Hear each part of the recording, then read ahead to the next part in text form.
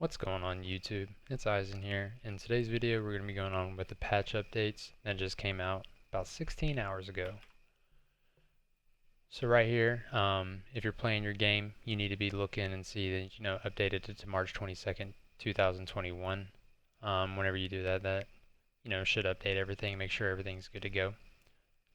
So now, yeah, definitely don't forget to update your server as well. So pay attention to that.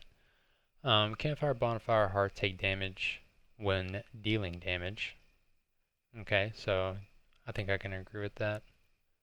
Reinforced chests and inventory space increased to 6x4, which I can definitely agree with this too. The reinforced chest size is, about 2 chests, so why not go ahead and just double it instead of just adding an extra row. I also think that they should have changed the personal chests. I think they should have made them a little bit bigger as well. I don't think you can really put what you really need in just 6 slots. All bosses drops can now float on water. Yes, this is very true. In the main world that we have, whenever we were killing the elder, we had a weird spawn and he was by the water and he couldn't path to us, so he went into the water and we just killed him. And his head floated, but then we seen that there was like a key down there and we was like, man, what is that? Is that supposed to be there? So we scooped it up. We was still able to get it, but yeah, your key would drop. Sunken Crypt entrance tweaked. Yes, this needed to happen. I've seen this happen a couple times in some friends' worlds. Um, don't know much about that. This right here is huge. The Drake trophy drop increase is definitely going to get your helmet way quicker. Sometimes you're just still up in the mountains just farming drakes, just trying to get your helmet. The Desquito trophy off definitely looks cool as well, so I think that's pretty neat that they actually increased that too because it was a really rare trophy too. The 1 and 2 star creature HP fix, I'm not entirely for sure what this entails right now.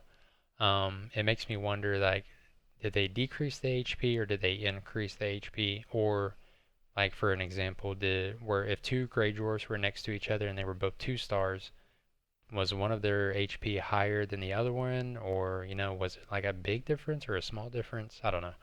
But, I guess we'll find that one out soon.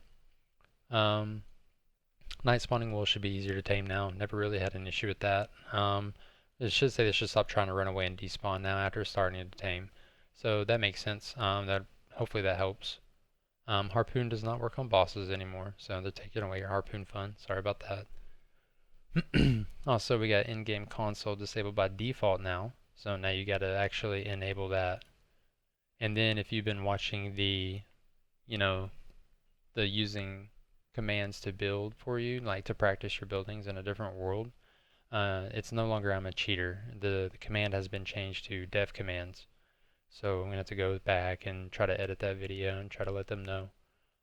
Let's see, the enemy improved projectile reaction system. So I'm curious about this one too. Whenever you are arranging them down, are they going to recognize that? Is the AI going to recognize that? Are they going to try to kite you? Are they just going to try to move instead of just standing there? Or does this apply to the archers too? Because if they're trying to range you, they just stand there so you can just easily kill them. The battle axe tweaks, yes, this should be huge as well. That's the whole reason why I never really used them as well, is because I made one time and I figured with the move I'd be able to hit multiple enemies and haven't been able to hit multiple enemies. I could hit 2 like sometimes, but I should have been hitting like maybe 3 or 4 in a swipe. I guess we'll see how that works too. Player knockback force is affected by equipment speed modifiers. Yes, this definitely needed to be a thing as well. Example, heavy gear reduces the knockback from enemies. Exactly. That was almost non-existent. Sometimes you'd be wearing, your padded gear and you would get smacked or you'd get critted and you would go way back. So that doesn't make any sense. That's a good help. The the Black Forest Stone Tower tweaks. Sorry about that.